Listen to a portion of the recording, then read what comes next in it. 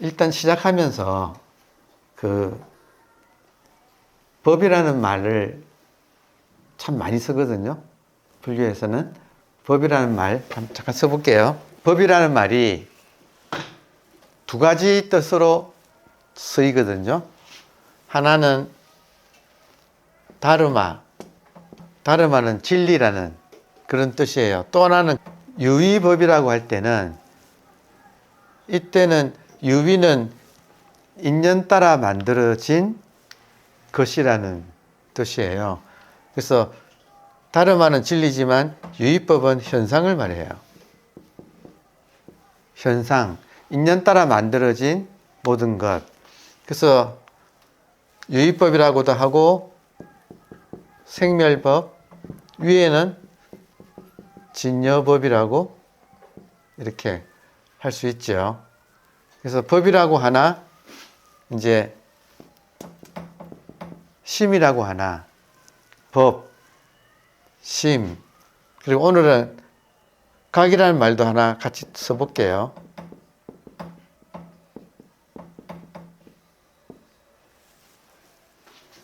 각 할 때 각이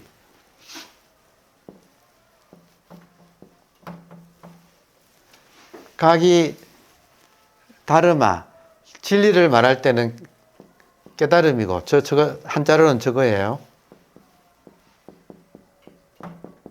현상을 말할 때는 느낌이에요. 각이 촉각, 후각 이런 말 쓰잖아요.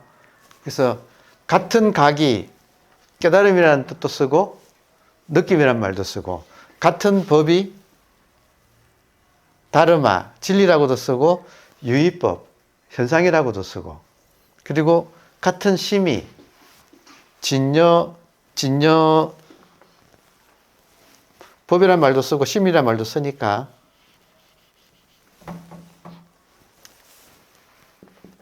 진여심, 생멸심. 그러니까 생멸심도 심이고 진여심도 심이다. 그래서 가장 비유할 때 이것을 물이라고 하면 위에는 바다고 아래는 파도라고 비유를 이렇게 해요. 이렇게 한번 써놓고 설명을 이제 드리면, 일반인한테는, 자, 마음 공부하는 분들이 가장 많이 헷갈리는 부분이에요. 그리고 일반인들한테는 이분법 속에서 살아왔기 때문에 현상은 현상이고 본질은 본질이라서 현상과 본질이 다르다고 생각을 해요. 되게 일반인들은. 근데 깨달은 사람은 현상과 본질이 둘이 아니다. 그래서 이걸 이제 법, 심, 각, 물 이쪽을 분리, 중도, 그러니까 이런 말로 연기, 그러니까 이런 말로 표현을 하는 게 지금 마조 스님의 입장이에요.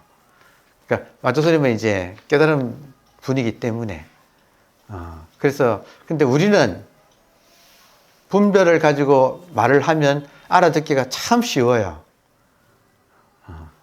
이거면 A는 A고 B는 B고 A와 B는 서로 다르다. 그러면 아주 무슨 말인가, 현상은 현상이고 본질은 본질이고 그리고 현상과 본질은 다르다. 이러면 무슨 말인가 우리는 그냥 좀 뭐라 그럴까, 이분법 입장에서는 이해가 딱 돼요. 근데 문제는 깨달음은 불이법을 깨닫는 거다는 거라서 이 말이 좀 이렇게 이해가 좀 안 돼요. 자, 그래서 이제 마조 스님의 이런 말이 이분법 입장에서는 성문처럼 초기 불교에서 수행하시는 분들처럼 차근차근 단계가 있어서 한 단계, 두 단계 해서 깨달음 쪽으로 나아간다고 생각을 하고 그 단계를 하나하나 밟아간다고 하면 쉽게 납득이 되고, 그리고 이제 그게 이제 그렇게 하면 되는구나 하고 따라가기가 이제 쉬워요. 그리고 그런 분들이 많았어. 근데 마조 스님처럼 이제 깨닫고 보니까 실상은 그게 아니더라고 이제 하는 거예요. 자, 그래서 되게 이제 결론부터 말을 하면 항상 모든 문제의 초점은 이제 우리가 깨닫는다 그러잖아요. 깨닫는다는 것은 하나의 문제를 푸는 거예요. 그래서 그 깨달음은 하나의 문제가 풀리는 것인데 그 문제를 초점을 딱 맞춰보면 오늘은 이렇게 표현을 해볼게요. 자, 깨달음은 결국에는 현상과 본질의 관계에 달통하는 거예요. 다시 오늘의 주제, 본질과 현상의 관계, 그 관계에 내가 터득하는 거, 거기에 통달하는 거, 거기에 달통하는 거, 그게 가장 중요한 깨달음의 안목이라고 할 수 있어요. 근데 본질과 현상의 관계가 참 이게 보통 사람들한테는 이것이 이해하기가 어려워요. 본질과 현상의 관계. 그 관계가 이제 분리다, 중도다, 연기다, 이런 식으로 표현을 하는 거예요. 불교에서 또 좋은 현상과 본질의 관계를 결론부터 말하면, 불교에서는 딱 한마디로 말하면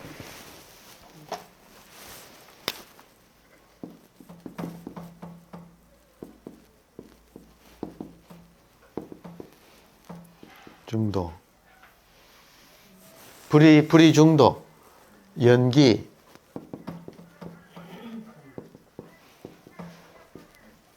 그리고 법, 심, 각, 물, 여기 하나의 공이기 때문에 공이란 말도 이렇게 써요.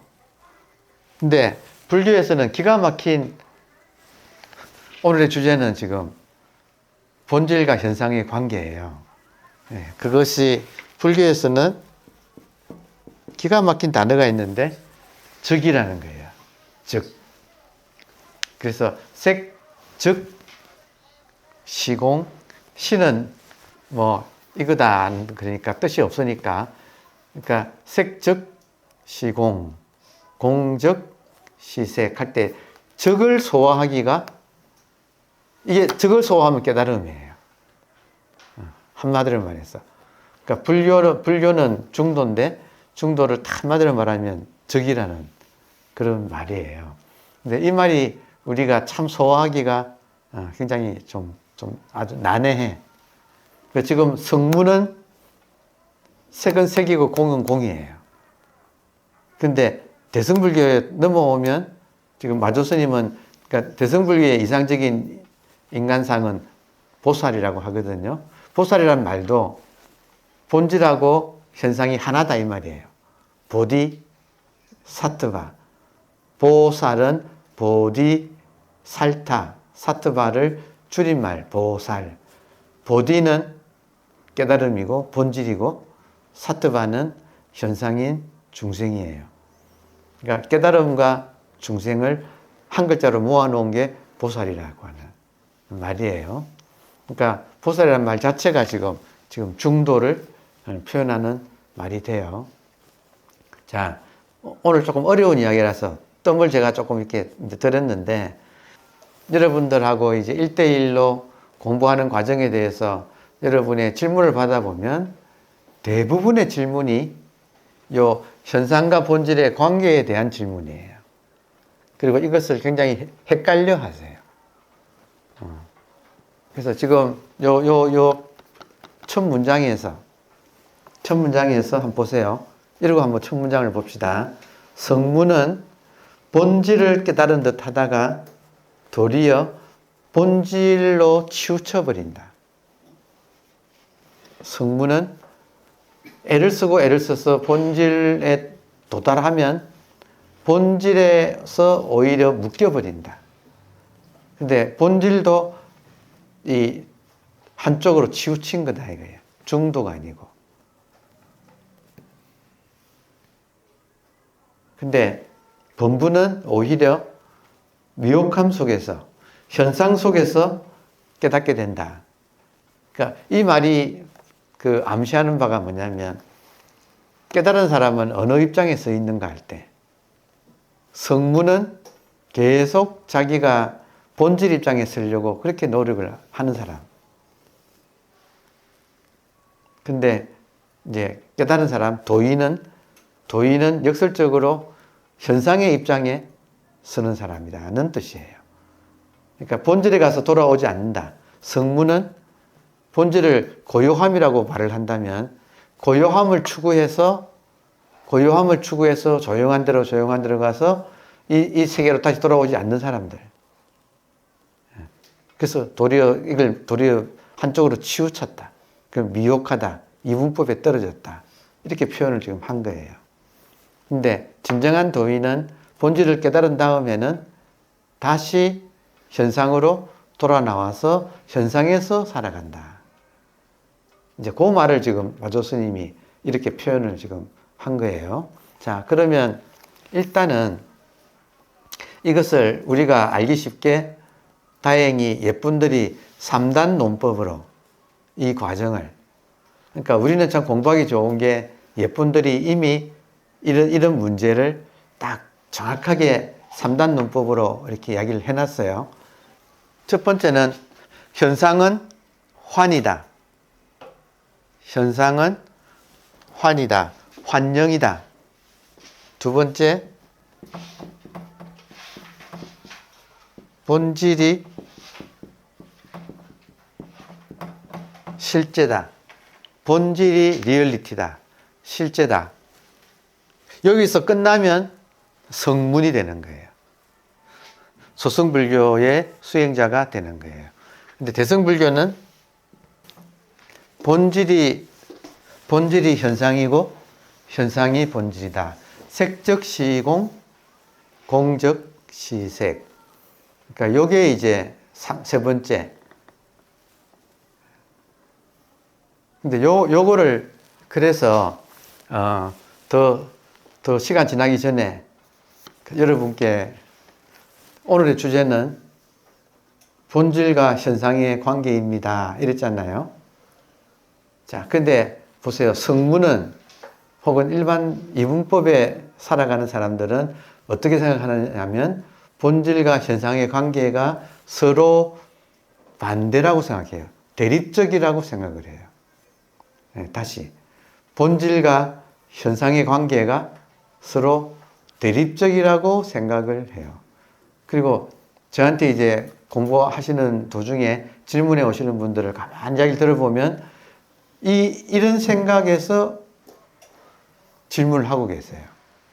현상과 본질의 관계가 서로 대립적이라고 생각을 해서 이 고통스러운 현상에서 좀 벗어나서 고통 없는 본질로 가서 거기서 좀 살고 싶어요 하는 이야기를 그런 입장에서 많이 이렇게 자기 공부를 이렇게 표현을 하세요. 여러분도 약간 공감이 됩니까? 예. 그래서 그것은 이분법적인 지금 여기 마조 스님에 의하면 성문적인 사고방식이기 때문에 그렇게 해서는 공부가 끝이 나지 않습니다. 왜냐하면 끝없이 현실 도피가 되어버려요. 마음 공부가 현실 도피가 되어서 어디론가 조용한데, 그래서 그런 분들은 되게 속으로 뭐라고 하느냐면 어디 깊은 산에 가서 한 달 살이 좀 하고 왔으면 좋겠다고 많이들 웃으시네요. 그런 심정이다 이거예요. 근데 이분들의 사고방식은 현상과 본질이 서로 반대다. 서로 대립적이다. 그래서 현상에서 벗어나서 우리 마음 공부를 현상에서 벗어나서 본질에 가서 정착하고 싶어 하는 그런 건 줄로 알고 계신다 이거예요. 근데 이거는 그러니까 마조 스님 같은 분들이 공부를 해보니까 이거는 끝없이 현실 도피의 연속이고 영원히 끝나지 않는 공부. 그래서 그 본질을 이제 고요함이라고 생각을 해요.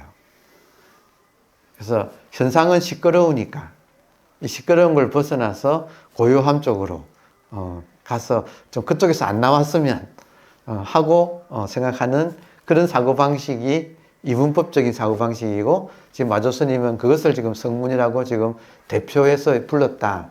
그 사람들은 공부가 되는 본질적으로 공부를 방향을 잡아가지고 되는 듯 하지만 결국에는 본질이라고 하는 상대에 오히려 묶여버린다. 철학에서는 용어가 본질을 절대라고 하고 현상을 상대라고 불러요. 지금 절대와 상대의 관계를 말하고 있는 거예요. 절대와 상대의 관계. 자, 그러면 상대의 반대말로서의 절대가 진짜 절대이냐 이거예요. 어떻게 생각하세요? 상대의 되게 일반인들은 절대를 상대의 반대말로서 절대를 이해하고 있어요. 그렇지 않나요? 일반인들은 이게 이분법이거든요. 이분법. 근데 보세요. 상대의 반대말로서의 절대가 진짜 절대라면 절대는 모든 것을 아우르는 것인데 그래야 절대잖아요. 근데 상대는 저쪽에 있고 자기 밖에 상대를 두고 자기는 절대다 그러면 이게 진짜 절대가 되느냐 이거예요. 어때요? 진짜 절대가 되기가 되지 않지요. 절대라는 이름의 상대지요. 중요한 점이에요. 절대가 진짜 절대가 되려면 절대를 버리고 상대가 되어야 진짜 절대예요. 그래야 자기밖에 없어. 그러니까 이 말이 중요한 이유는 절대와 상대 중에서 하나를 선택하라 그럴 때 일반인들은 상대를 버리고 절대를 선택을 해요. 근데 실제로는 절대라는 것은 하나의 관념일 뿐이고 상대가 있는 그대로 절대가 된다 이거예요. 이게 깨달음의 세계라는 거예요. 오늘 제가 지금 어려운 이야기를 하고 있어요. 아주 어려운 것을 제가 할 수 없이 최선을 다해서 지금 언어로 지금 표현하고 있는 거예요. 그래서 이 관계를 가지고 만약에 기독교에 대입을 하면 절대는 창조주고 상대는 피조물의 세계인데 창조주가 창조주로 있으면 그것은 진짜 창조주가 아니다. 절대자가 절대자로 고수하고 있으면 그것은 진짜 절대자가 아니다는 거예요. 그럼 진짜 절대자는 어떤 분인가? 자기를 버리고 이걸 불교에서는 불수자성. 자기를 지키지 않고 지킬 수자, 불수자성. 자기를 지키지 않고 수연성. 이 상대 세계로 나온다 이거예요. 한자 안 써도 되겠죠. 불수, 자성, 수연성. 이 말이 무서운 말이에요. 진정한 창조주라면 자기가 완벽한 창조주로서 자기를 고수하지 않고 연약한 피조물로 완전히 자기를 다 버리고 나와서 피조물로서 이 세계를 지금 있는 것이 진짜 절대자다. 그러니까 저도 그랬거든요. 공부할 때 이런 문제가 소화하기가 참 쉽지 않았었어요. 그래서 이 3단 논법에서 1번, 2번은 너무 쉽게 납득이 됐어요. 현상은 환이다. 그리고 본질만이 실제다. 이 말은 금방 알아들었어요. 근데 본질이 현상이고 현상이 본질이다. 적이다.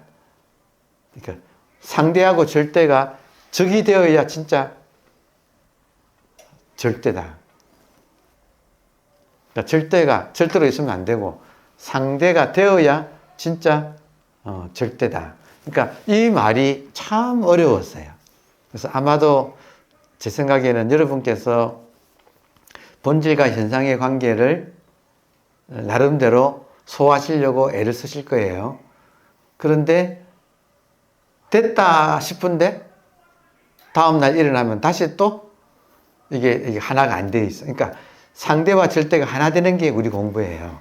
딱 한마디로 말해서 상대와 절대가 하나 되는 게 우리 공부고 그리고 이 상대와 절대가 하나 되려면 상대가 절대로 가서 하나 될 수는 없어요. 왜냐하면 지금 우리가 몸을 가지고 있어서. 우리가 지금 몸을 가지고 있어서 우리가 죽고 저쪽으로 가서 하나 될 수는 없어요. 아무 의미가 없어. 그건 불가능해요. 우리가 몸을 가지고 있어서. 그러니까 이 몸을 가진 이대로 절대가 되어야만이 진짜로 하나가 되는 거예요. 근데 이것이 안 쉬워. 왜냐하면 우리는 이 몸을 가진 나가 굉장히 열등하고 문제투성이고 뭐 불만족투성이고 하여튼 불완전하고 그러니까 이 상태로 완전하다는 사실을 받아들이기가 우리는 이 분별심이 허용하지 않아요. 그래서 지금 이거를 소화를 하고 허용하고 이걸 받아들이는 것이 깨달음이에요. 그래서 이것이 쉽지 않은 거예요. 딱 한번 왜 쉽지 않느냐? 왜 쉽지 않느냐? 나의 분별심 때문에. 나의 분별심은 이 나를 받아들일 수가, 이 나를 절대라고 받아들일 수가 없어서. 그게 이제 어려운 거예요. 그래서 하여튼 지금 요 마조스님의 이 말이 반복되는데, 이 말이 우리가 이해하기는 참 어려워요. 성문의 태도가 옳은 것 같아. 자기는 중생이고 아라한이 되기 위해서 열심히 노력해서 가는 그것이 맞는 것 같아. 지금 우리한테는. 근데 깨달음은 그게 아니고 이 중생하고 아라한이 둘이 아니고 중생이 모양은 중생이지만 본질은 있는 그대로 이미 완벽한 존재라는 사실을 깨닫는 거예요. 그래서 그 점을 이제 우리가 짚고 읽으면 이게 잘 읽히는데 그 점을 짚지 않으면 계속 삐걱거리는, 이해는 되는데 속에서는 시원하지가 않는, 그래서 한 문장 한 문장이 화두가 될 겁니다 라고 말씀을 드려요. 그러니까 저 같으면 그랬어요.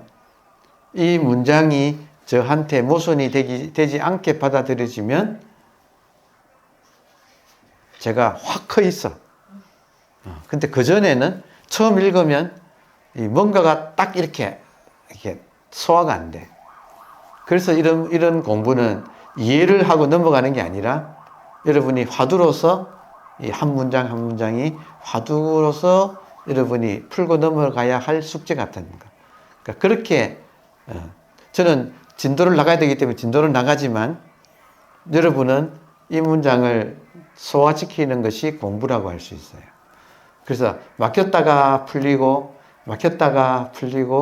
그게 마조록의 내용들이에요. 자, 본질과 현상의 관계가 하나다. 근데 또 하나만도 아니에요. 얄밉게 하나면 하나고 둘이면 둘이지. 하나다도 아니야. 또 둘이면서 하나다. 이래야지 겨우 이게 이제 소위 말하는 그 용수 스님의 그 중론이라고 하는 그 세계가, 그게 보면 다 이런 말로 가득 차 있어요. 그러니까 본질과 현상이 둘이면 각자 놀면서 또 하나다. 하나면서 또 각자 또 온용이 된다. 현상은 현상대로 인간법으로 빈틈없이 돌아가고 있고, 또 본질은 본질대로 현상에 조금 더 물들지 않고 또 온전히 또 자기대로 있으면서, 그러면서 또 이게 또 둘이 아니고 서로 간에 색적 시공, 공적 실색이다. 그러니까 이게 머리로서는, 분별로서는, 이해로서는 도저히 소화할 수 없는 세계가 이제 펼쳐지는 거예요. 그러니까 그 점이 우리한테는 어려우면 어렵다고 할 수 있어요. 자, 그러면 결론은 뭐냐면, 현상과 본질의 관계에서 지금 이렇게 소리가 이렇게 나잖아요. 이 소리가 현상이잖아요. 소리는 생겼다가 사라지는 현상이잖아요. 근데 소리를 두고 따로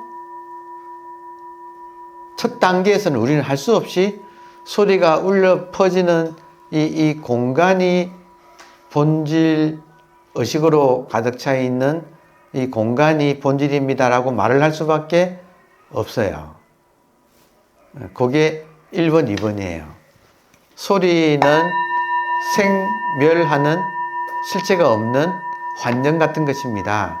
근데 소리가 울려 퍼지는 이 공간은 불생불멸의 실제인 본질입니다라고 말을 하잖아요. 그게 1번, 2번이에요.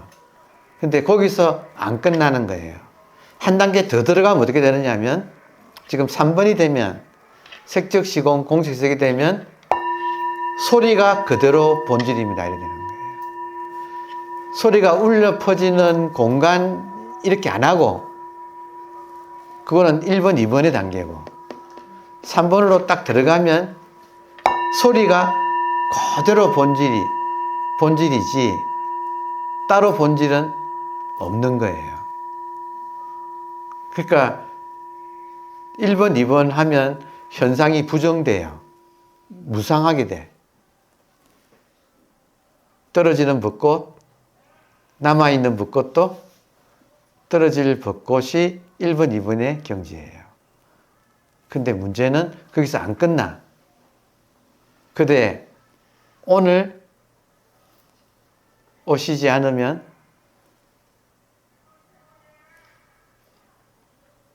내일은 떨어질 벚꽃. 이 말은 지금 이 순간 현상으로서는 지금 무상하지만 지금 이 순간이 유일하게 존재하는 실제로 존재하는 이 순간이라서 우리가 이 몸을 가지고 이 지금 순간을 정말 최선을 다해서 진선미의 꽃을 피우는 것.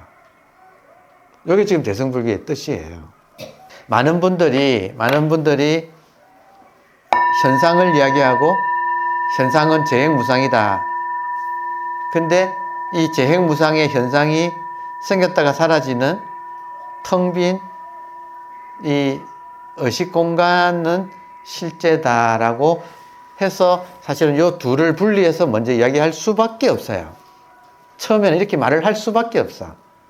왜냐하면 일반인들은 현상만 보고 본질을 모르고 살아가니까. 본질이 있다고 말을 할 수밖에 없어요. 그렇지만 거기서 끝나면 지금 여기서 말하는 그런 불완전한 이분법을 벗어나지 못하는 그 공부로서 끝나는 거예요. 근데 대승불교는 반야신경에서 말하듯이 색즉 시공, 공즉 시색.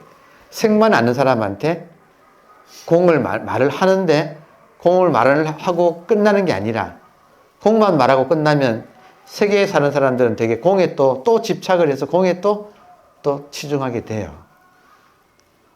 근데 참 감사하게도 우리가 절에 가면 매일 반드시 법회 시작할 때 제일 먼저 외우는 반야신경에 이 구절이 있다 이거예요. 색즉 시공 공즉 시색. 그러니까 소리를 두고 소리는 현상이고 소리가 울려 퍼지는 의식 공간이 본질입니다라고 말한 데서 끝나면 안 된다 이거예요. 한 걸음 더 나가면 소리가 그대로 본질이다 하는 거예요. 지금 말뜻이 그렇잖아요. 즉 시공이란 말뜻이 소리가 그대로 색즉 시공하고 난 뒤에 색, 성, 향미, 촉법 할 때 성즉 시공, 색즉 시공 했으면 색성 향미니까 성즉 시공, 향즉 시공, 미즉 시공, 색성 향미 촉즉 시공, 색성 향미 촉법, 법즉 시공 이 되잖아요. 이때 즉시라는 말은 그것이 그대로 100% 그대로 공이다 이 말이잖아요. 공은 본질이니까. 현상이 100% 있는 그대로 공이지 현상이 없어져서 공이 아니다는 말이거든요. 지금 굉장히 어렵지만 중요한 부분을 지금 말씀을 드렸어요. 이 허들 세 번째 현상은 환이다. 본질만이 실제다. 근데 여기까지는 쉽게 온다 이거예요. 근데 세 번째가 허들이에요. 허들. 이걸 허들이란 말은 달리기 할 때 장애물 달리기 있잖아요. 장애물. 2번에서 3번을 넘어가는 게 장애물이에요. 그래서 대개 사람들이 현상에 너무 시달리니까 불생불멸의 고요한 이 본질을 발견하고 난 뒤에는 본질에 집착해서 그걸 자기도 모르게 계속 진다. 근데 거기서 거치면 성문이 되어버린다. 예. 근데 그게 아니라 성문이란 말이나 도교에서 말하는 신선이란 말이랑 같은 말이에요. 신선도 계속 깨끗한 걸 고요하고 깨끗한 걸 추구해서 도시를 버리고 산속으로 계속 가잖아요. 그러니까 그런 우리 공부는 그런 공부가 아니다. 그건 영원히 도망가는 공부다. 그게 아니라 돌아 나와서 시끄러운 것이 그대로 고요함이라고 하는 사실을 이제 깨달아 버리는 것이라서 오늘은 제가 자종 가지고 보통 사람은 소리는 재행무상이다 하면 쉽게 알아들어요. 소리는 생멸하는 현상이라서 이거는 환이다. 근데 소리가 울려 퍼지는 의식 공간은 본질이라서 이것은 불생불멸이다. 근데 여기서 그치면 안 되고 한 걸음 더 나가서 따로 본질이 아니라 지금 이 순간 본질이 이렇게 나온다 이거예요. 모양은 소리지만 이게 본질이다. 약견, 재상, 비상, 적견, 열애. 모든 파도는 물이 그 모양으로 움직인 것이다. 소리만 그런 게 아니고 모습, 소리만 그런 게 아니고 모든 모습, 소리, 냄새, 맛, 촉감, 생각, 감정을 포함한 생각까지 모든 것이 있는 그대로 본질이 그대로 드러난 거지 그 본질이 없이 현상만 따로 있는 것은 없다. 오늘 이야기를 하다 보니까 방금 드린 말씀이 이 문장이 좋네요. 모든 것이 본질이 인연따라 드러난 거지 본질이 없는 현상은 따로 없다는 거예요.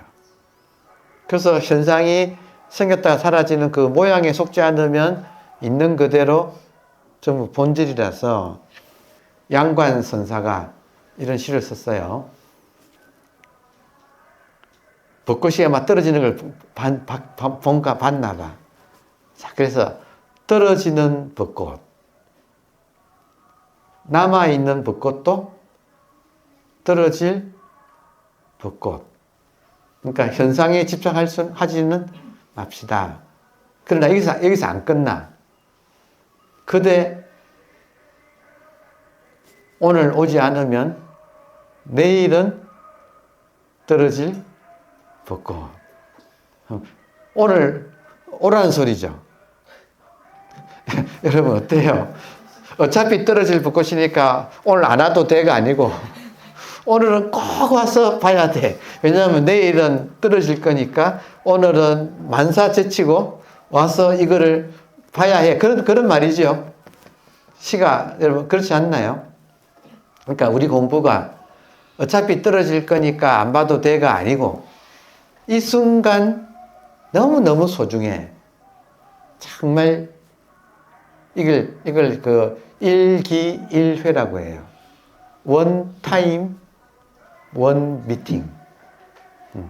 모든 것이 한순간에 그 순간만 존재하기 때문에 그 순간 인간으로서 할 수 있는 최선을 다해서 그 순간을 이렇게 채운다. 그 순간을 만난다.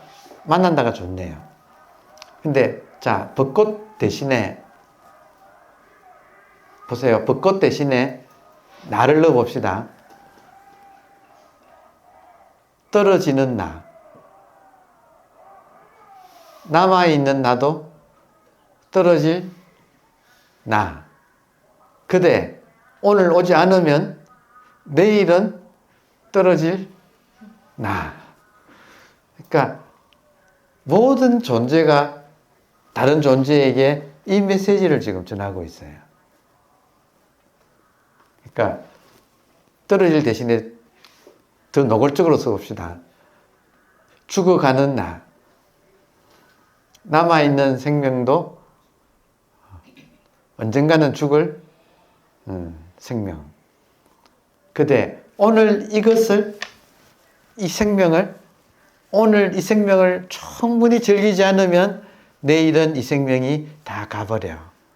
그러니까 지금 나에게 주어진 이 생명을 내가 이 순간 최선을 다해서 대승불교의 적은 뭐냐? 대승불교에서 말하는 적. 본질과 현상의 관계. 본질과 현상의 관계는 정말로 이 재행무상에서 생멸해서 허무하게 사라지고 있는 이 현상이 있는 그대로 원찬서의 본질이라는 사실. 그러니까 이거를 두고 따로 본질을 추구하고 본질을 붙잡고 본질을 막 유지하려고 하고 하는 것은 전부 그냥 헛된 잘못된 관념에 떨어진 거다. 그걸 법신 변사라 그래요. 본질이 오히려 중도의 반대말은 변사예요. 색과 공의 중도하고 색은 변사고 공은 변사예요. 변사들이야. 변은 변두리 일들이에요.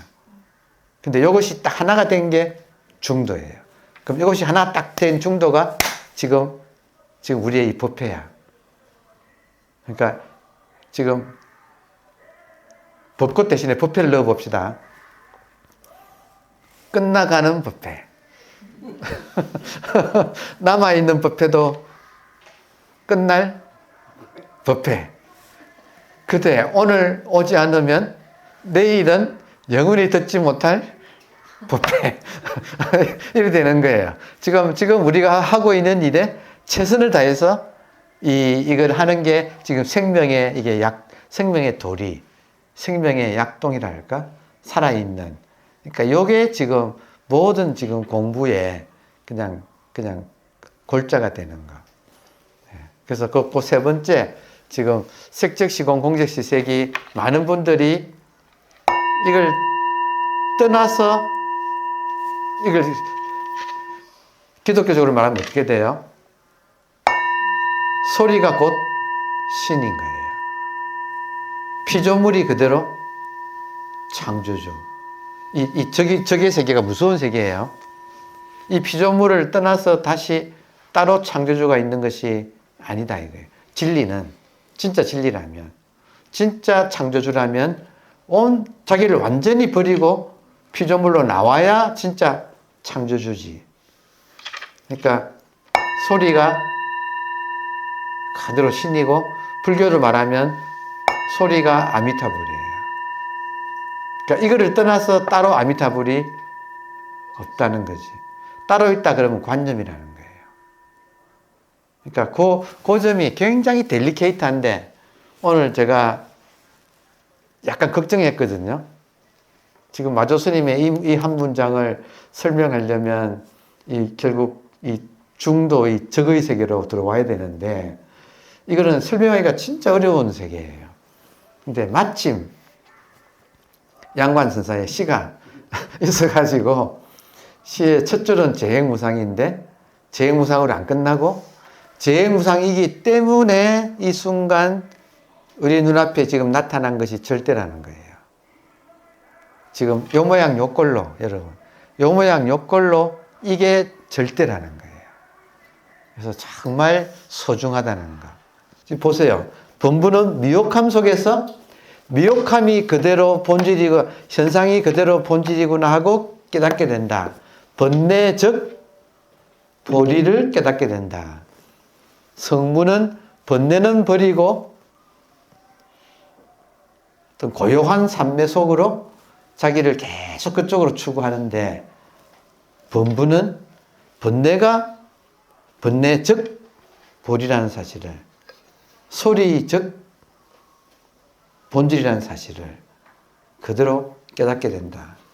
그러니까 우리 공부에 지금 좋은 점은 번뇌를 없애가지고 고요해지는 게 아니라 번뇌 자체를 꿰뚫어 보는 거. 약견, 재상, 비상, 그 모양에 가지고 있는 나의 선입견, 관념, 고정관념을 버리면 그대로 적전열애, 그것조차도, 그러니까 분별심을 넘어서는 거지.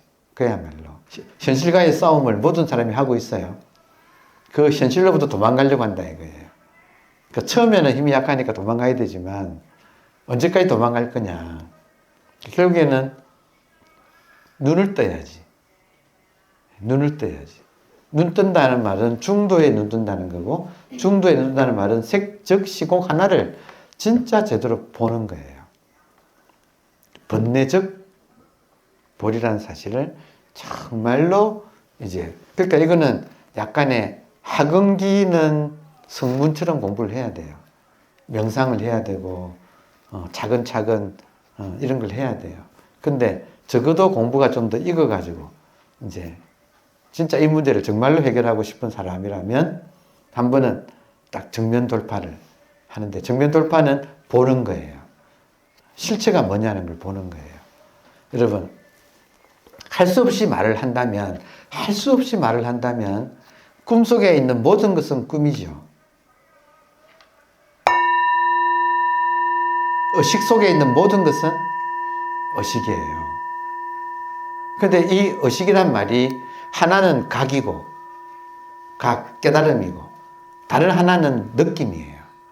같은 말이, 각이라는 말이 그러니까 각이 본질과 현상을 둘 다 말을 하고 있다. 본질에서는 이것이 의식인데, 깨달음, 의식인데, 현상에서는 느낌이에요. 그러니까 모든 느낌이 의식이라는 말이야. 여러분, 심이라는 말이 어떤 때는 본질을 말하고, 본심, 불심, 이럴 때는 본질이잖아요. 근데 또 어떤 때는 또, 이거 뭐 분별심, 몽키 마인드, 갈대 같은 마음 할 때는 이건 또 현상을 말하는 거예요. 근데 또 둘이 하나가 된 게 또 심이네. 원효가 일심 사상할 때는 중도를 말하고 있어요. 근데 본심 할 때는 본질을 말하고, 그리고 분별심, 생멸심 할 때는 또 현상을 말하는 거예요. 그러니까 한 글자가 본질도 말하고, 현상도 말하고, 중도도 말하니까 헷갈릴 수밖에 없잖아요. 오늘의 이런 맥락에서 여러분, 심이라는 말에 헷갈리는 것이 깨닫기 전에는 완전히 풀어지지는 않을 거예요. 대신에 심이 화두다 이거예요. 그러니까 심이라는 이 한 글자가 어떤 때는 본질이고, 어떤 때는 현상이고, 어떤 때는 또 중도고, 이 본질과 현상이 하나 된 중도고. 그러니까 요게 내가 말하자면 심이라는 글자를 내가 흔쾌히 헷갈리지 않게 쓸 수 있게 되면. 그러니까 오늘 제가 엄청난 어려운 작업을 지금 하고 있는, 심이라는 걸 지금 풀이하고 있는 중이다 이 말이에요. 그러니까 그런 맥락에서 여러분께서도 공부가 딴 게 아니고 안목이라고 하는 것은 이 지금 한 글자 심 혹은 각이라는 말도 좋고, 지금 법이라는 말도 좋고, 왜 부처님이 제법 무아라고, 모든 것은, 모든 생멸현상은 제법 무아 혹은 일체 유의법은 여 몽환포용 이런 말 하셨잖아요. 이때 법이라는 말 쓰셨잖아요. 그러니까 현상을 법이라고 쓰셨거든. 그런데 또 여법하다, 법에 맞다 이 말은 현상에 맞다는 말이 아니잖아요. 진리에 맞다 이 말이잖아요. 여법하다. 이런 말도 쓰잖아요. 불경에 보면 이 둘이 막 혼재되어 있다고요. 가닥이 안 쳐져 있어요. 그러니까 많은 사람들이 보고 헷갈리게 너무 당연한 거지. 그러나 깨달은 사람은 하나도 안 헷갈려.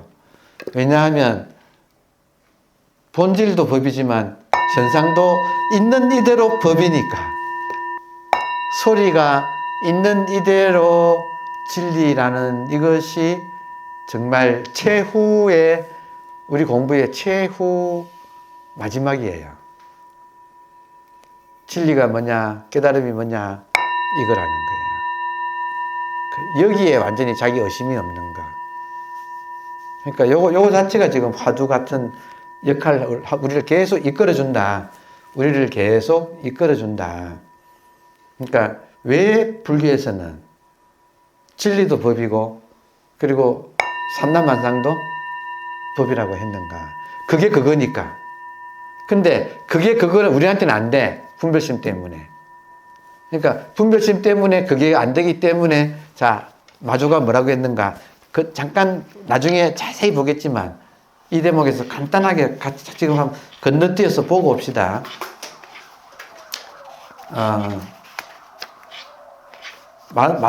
마조 여러분, 마조록은 마조가 남긴 사리예요, 사리.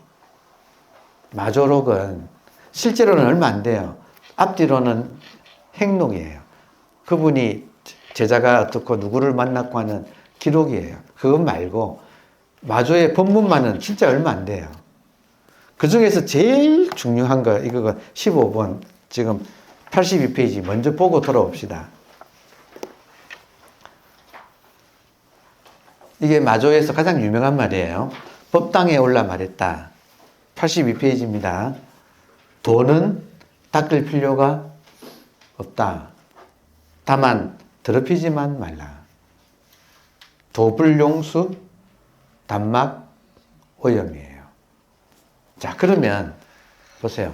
도는 닦을 필요가 없다. 도는 중도, 불이, 즉 이 세계의 실상. 도는 이미 지금 우리 눈앞에 있는 그대로 완벽하게 구현되어 있어요. 이게 모든 깨달은 사람들의 결론이에요. 도는 우리 눈앞에 지금 완벽하게 100% 그대로 구현되어 있다. 이 말은 뭐냐면 소리 하나가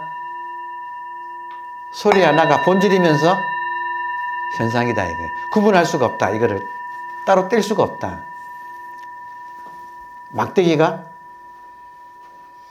본질이면서 현상이고 지금 일으키는 한 개 생각도 본질이면서 현상이고 예외가 없다. 지금 눈앞 전체가 완벽하게 도다, 중도다, 이루어져 있다. 다만 더럽히지만 말라. 더럽힌다는 말은 분별한다는 말이에요. 다만 이것이 맞냐 아니냐 하고 이것을 분별하지만 말라. 요게 지금 깨달은 사람의 마조가 남긴 사리탑. 마조라고 하는 선의 황금시대를 꽃피운 마조 밑에서 마조까지는 법이요. 마조까지는 법이 1대1로 전해져 왔어요. 마조까지는. 마조부터 팍 퍼져요. 소위 말하는 강호재현이라고 하는 강서성과 호남성에 깨달은 사람들이 마조 밑에서 100명 이상이 확 퍼져요. 그 밑에는 이제 막 1000명 단위로 퍼져버려요. 이게 강호재현을 이루거든요. 그러니까 마조 밑에 마조, 백장, 황벽, 임재잖아요. 그러니까 선의 황금시대라고요. 그 첫 시작이 마조라고요. 그 마조가 남긴 사리. 저는 마조 사리탑을 가봤어요. 되게 초라해요. 가봤는데 초라해요. 근데 진짜 사리는 이 말 한마디예요. 도불용수. 도는 닦을 필요가 없다. 있는 이대로 완벽하게 완성되어 있다. 다만 인간이 이거를 못 받아들이고 스스로 자기가 불만족스러워 가지고 이거를 분별하는, 더럽히는 거. 온갖 분별을 하면서 인간이 스스로 뒤집어지는 거지. 이 중도는 완벽하게 있는 이대로 지금 눈앞에 이렇게 이루어져 있다. 이게 마조의 지금 가르침이에요. 근데 우리 공부는 여기에 토다는 마음이 있거든. 토다는 마음 아시겠어요? 시비하는 마음. 그게 오염이에요. 그러니까 그 토다는 마음이 내 스스로가 사그라드는 게 공부예요. 따로 이 눈앞에 이걸 두고 깨달음이라는 건 없어요. 이게 그대로 깨달음의 완성이에요. 근데 나는 여기에 대해서 불만을 가지고 있어. 그러니까 나의 이 불만이 스스로 사그라드는 게, 나의 분별망상이 사라지는 게 공부지, 이게 깨달음이지, 이거를 눈앞에 이걸 두고 따로 어떤 깨달음이라는 것이 있어, 어떤 경지가 있어가지고 그걸로 가는 것은 아니다는 것이 이게 철저한 이 조사들의 깨달음의 내용이에요.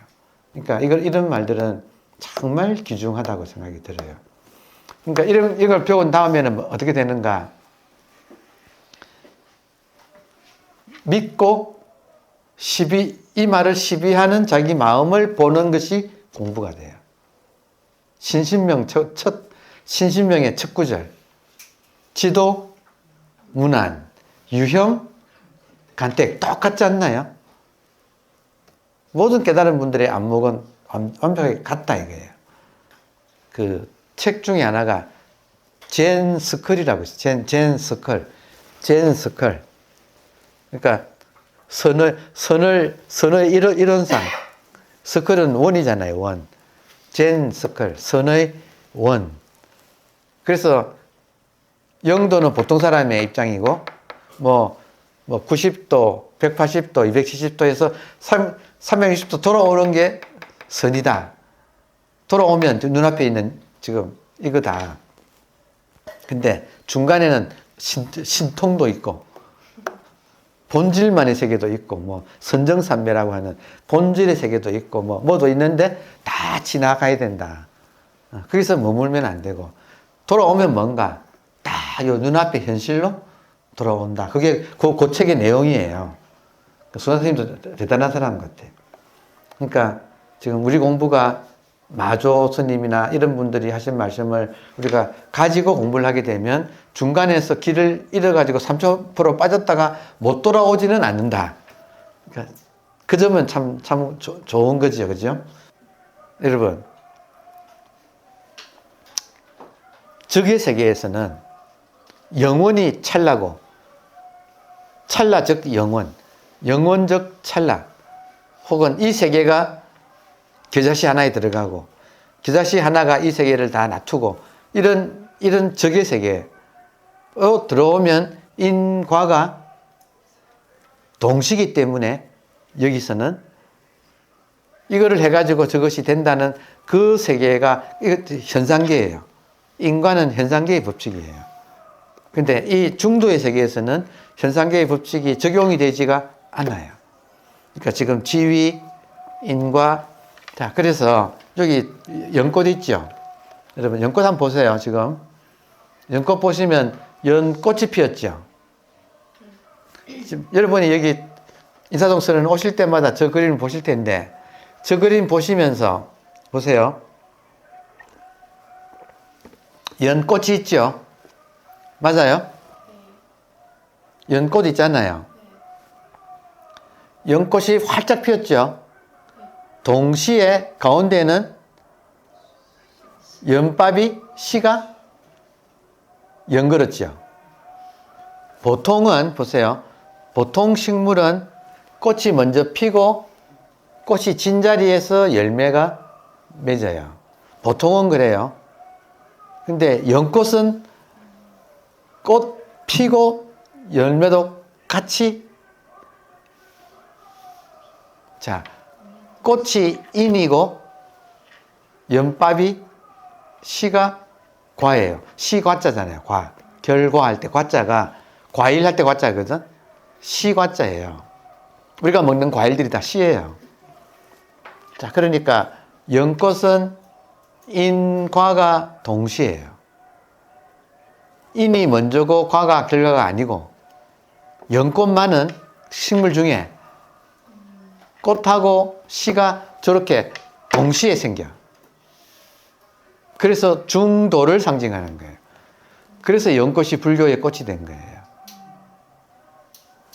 지금 중도, 색즉시공, 공적시색을 딱 모양으로 표현하면 저거야. 근데 여러분 지금까지 저거 보시면서 인과 동시라고 보신 분은 거의 없지요.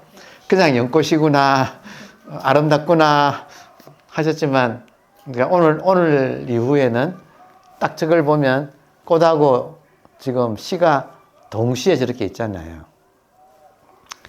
도의 세계에서는 모든 것이 동시다 이거예요. 동시다. 지금 여러분께서 이런 대목에서 혼동이 되실 게 뭐냐면, 인과가 동시다 그러면 인과가 동시면 인과는 우리가 초월해야 되겠네요 라고 생각한다는 거죠. 근데 그게 아니라 현상에서는 차례차례 인과를 또 다 밟아야 돼요. 그러나 본질에서는 밟는 바가 없다는 거예요. 그러니까 이 카테고리를 미스테이크 하지 않는다는 거예요. 그러니까 지금 여러분 지금 고차 방정식이에요. 현상만 말하든지 본질만 말하든지 하지 않고 둘을 같이 말하면서도 어느 한쪽으로 또 치우치지 않기 때문에 이게 지금 중도가 고차 방정식이라서 상당히 우리가 공을 들여서 이거를 또 우리 입장에서는 또 이거를 터득을 해 들어가야 돼요. 그래서 제가 저희 선생님한테 들은 말 중에 정말 굉장히 뼈에 사무치는 말이 뭐냐면, 보통 사람들은 본질을 발견한 다음에는 인과를 무시하기가 일수다. 근데 진정한 도인은 철저하게 인과를 지킨다는 거예요.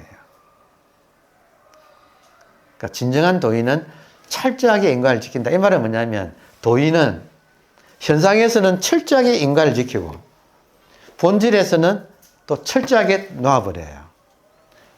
본질에서는 현상의 모든 것을 놓지만 또 현상에서는 철저하게 인과를 또 다 지켜. 그래서 어느 한쪽으로 치우치지 않는다. 이게 이제 저한테 당부하신 말씀이야. 말랐으니까 여러분, 말랐으니까 이 중도를 실천의 면에서 딱 압축하면 상차, 상조라고 해요. 자, 상차, 상조의 오늘의 맥락에서 중도를 상차, 상조, 이게 무슨 말이냐면, 상차는 현상에도 집착하지 않고 본질에도 집착하지 않는다가 상차예요. 양쪽을 같이 부정한다. 근데 그걸로 끝이 아니다. 상조라는 말은 현상은 철저하게 현상답게 산다. 현상에서는 철저하게 현상에 충실한다. 또 본질에서는 철저하게 본질에 또 충실한다. 그래서 이 둘을 어느 한쪽에 치우치지 않고 소화를 한다. 요게 대인, 도인의 경지다. 그러니까 이게 쉽지 않다 이거예요. 실천으로 들어가면 상차, 상조가 실천으로 들어가면 쉽지 않다. 그래서 향상일로를 걷는다는 말이 이제 여기서 해당된다. 그러나 이런 말을 이제 우리들은 지금 공부를 하면서 이해도 하고 그리고 실천도 하면서 내가 어느 쪽으로 치우치지 않는가도 이제 보면서 공부를 하는. 그러니까 예쁜들이 그런 말을 또 하셨네. 자전거 타는 것 같다는. 자전거 타는 것 같다.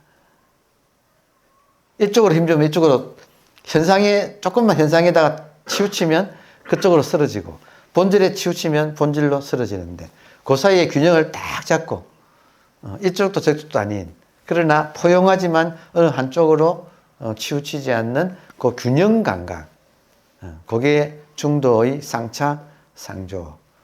그래서 저도 여러분한테 명쾌하게 이겁니다 라고 하고 싶어. 근데 이거는 그렇게 안 되는 거예요. 상차, 상조. 그러니까 이런 말들을 내가 몸에 터득해서 몸이 그렇게 하게끔 하는 것이 우리 공부라서 좋은 점은 한 발 한 발. 좋은 점은 뭐냐면 보세요. 좋은 점은 결론은 우리가 도달해야 될 최후의 종착점은 눈앞에 현실이에요. 그러면 처음부터 현실에서 벗어난 적이 있어요, 없어요? 그러니까 항상 종착점에서 공부를 하고 있어. 종착점에서 공부하기 때문에 안심하고 공부하는 거예요. 이미 와 있고 난 뒤에 공부하는 거예요. 오늘의 결론은 불성이 뭡니까? 불성이 뭡니까? 불성이 뭡니까? 불성이 뭡니까? 모든 현상이 있는 그대로 불성이라는 것을 봐야 돼요. 그러니까 한 말도 예외 없이 약견, 재상, 비상, 적견열애, 조견, 오온, 개, 공. 공이 불성이거든. 오온이 모든 현상이 개, 남김없이 모조리 불성이라는 것. 불성이라는 것.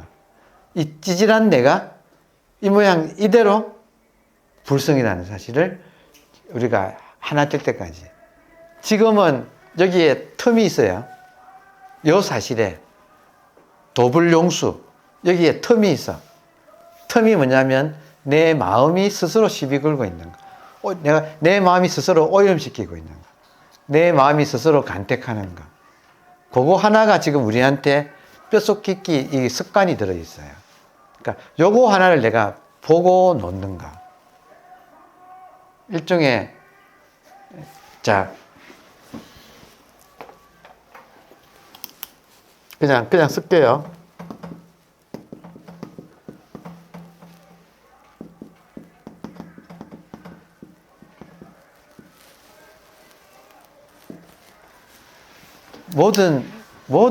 모든 학습은 이 두 가지예요. 모든 공부는 두 가지예요.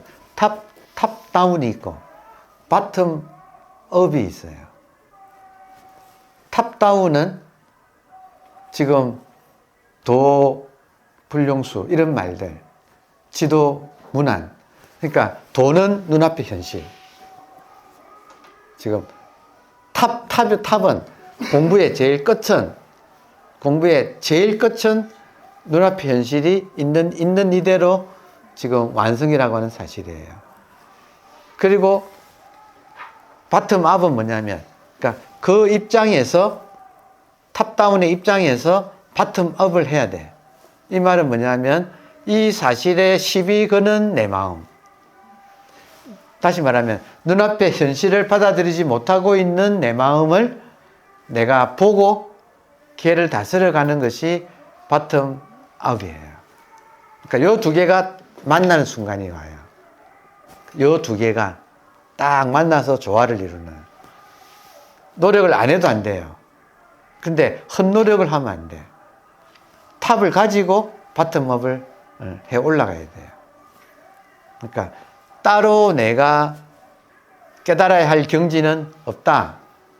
모든 공부의 끝은 있는 이대로 눈앞의 현실.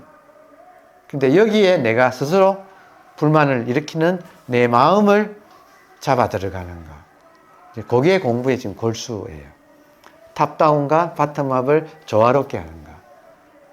깨달음과 마음 치유를 딱 같이 하는 것. 그러니까 요거를 하나 우리가 딱 가져갑시다. 오늘은 마조 스님의 참 이거 설명하기 어려운 대목이에요. 저도 지금 진땀 뺐어요, 오늘은. 그래도 마음은 흔쾌해요. 마음은 시원해요. 예, 마음은 시원해.